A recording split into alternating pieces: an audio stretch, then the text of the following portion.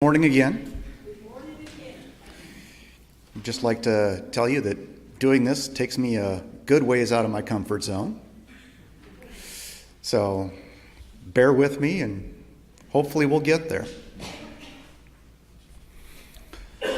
For anyone who knows me, they know that I play games. I will play pretty much any kind of game. All games have rules. Some are simple rules, like cribbage and chess. I like cribbage. It's almost all numbers and patterns, things I do fairly well with. Chess, on the other hand, has very, very simple rules. But the strategy and the tactics get confusing really, really fast. With many of the games I play, there is a book. Frequently, many books of rules. And no one can know them all. When I get together with friends to play, there are some evenings where we're just social. There are some evenings where we actually manage to play a game.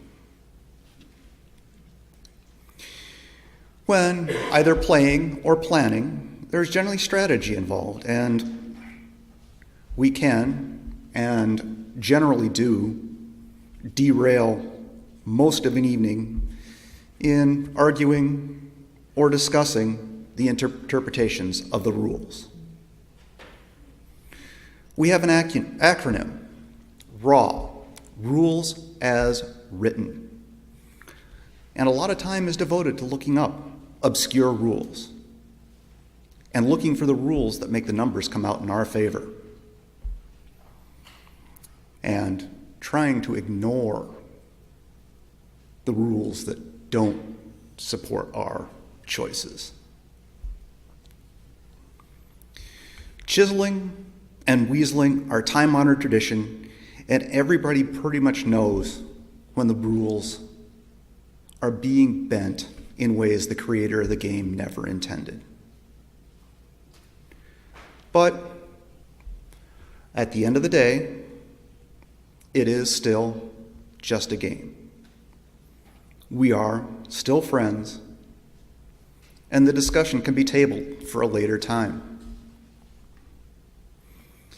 Nowadays, with the internet, we can continue in bits and pieces throughout the week because, at least for me, it seems like I find the perfect response about 3 days after the argument's over. And I know I have had email responses that just give me a book title, a page number, and a paragraph, which either answers my question or supports someone else's cause. You're probably wondering where I'm going with this. Well, here we are. All of us Christians. And guess what? We have a book. We have our very own rules as written. And just like those of us playing a game, we Christians have spent the past couple millennia trying to challenge, interpret, and weasel our way around those rules. In that time, the church is divided into countless sects and factions, all over different interpretations of these rules. Not only do we have a history of changing these rules, some of the best rule chiselers can be found in the Bible itself. The Old Testament is a lot like cribbage. The rules are simple. We have 10 commandments. Simple, right? A basic list of what we should and or should not do.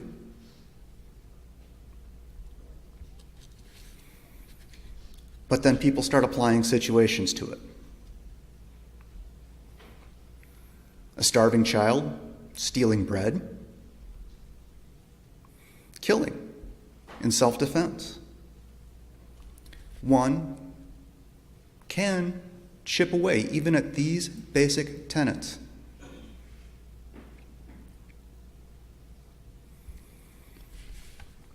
God is frequently called the Father. And like a parent, he wants what's best for us. He wants us to grow in him and with him. When I was a child, there was a road. I'm not sure where we were living at the time, but I know there was a road. One point in time, I happened to be playing. And for whatever reason, my playing ended up with me in the road. The next thing I know, my mom is there. She is upset. I'm being hauled to the house, and playtime is over. Now, I don't know if she was upset or just scared. I just remember getting hauled in and having to go inside. So, for a time, my world had that road as a thou shalt not, with the consequences being the wrath of Mom. Granted, over time, I learned why the road was dangerous. So I could, respect the road for the danger it was, and not just the threat of my mother. And then, as I got older, I learned that the road had rules too. You looked both ways, and if no one was coming, you could cross. And as I got even older, I would like to believe I reached a point where my mom was actually comfortable with me doing this on my own. Because independence is an important thing too. God is very much like that parent. He wants us to grow. We start with the 10 Commandments that are backed by the wrath of God.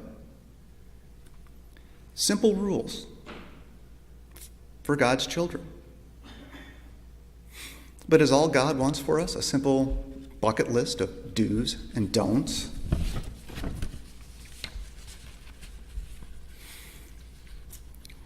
As we grow and move into the New Testament, the rules change.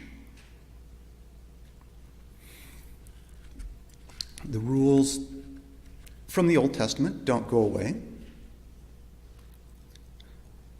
But in Matthew, one of the bigger rules chiselers in the Bible here, not Matthew, a Pharisee asks Jesus, "Teacher, what is the greatest commandment in the law?" If this isn't someone who wants the rules to come out in his favor, well, actually, he's not trying to get the rules to change. He's trying to trap Jesus, because according to the Bible, he was well versed in the law, and he was waiting for Jesus to get this one wrong. And Jesus replied, "Love the Lord your God with all your heart and all your soul and all your mind. This is the first and greatest commandment. And the second is like it. Love your neighbor as yourself. All the law and the prophets hang on these two commandments. We're starting to move into the why. It's no longer enough to just follow the 10 rules.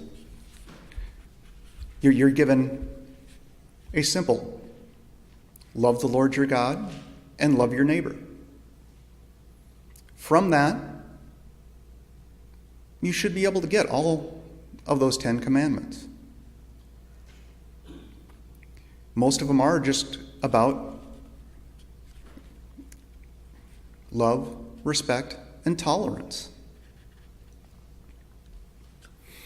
But also at this point, the chiseler in me says, this is wrong. Mostly because I can be pretty hard on myself, and I frequently treat myself in ways I wouldn't treat others. But that's just me taking something simple and trying to change it.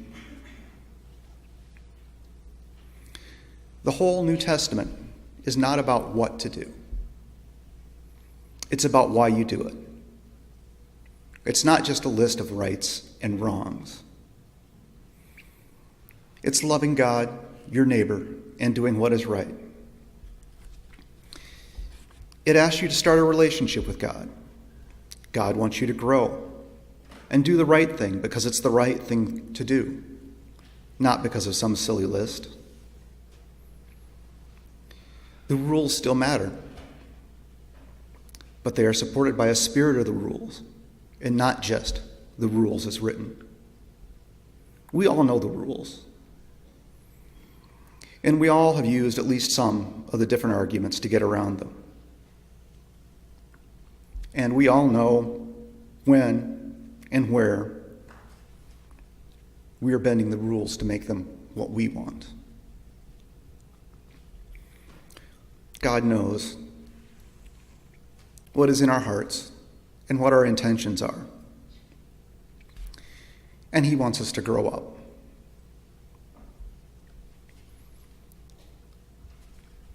This week, I'm not asking you to go out and love your neighbor. I'm asking you to take a moment and ask yourself why. Are you following the rules because they're there? Are you following them to avoid punishment? Or are you following them because they're right?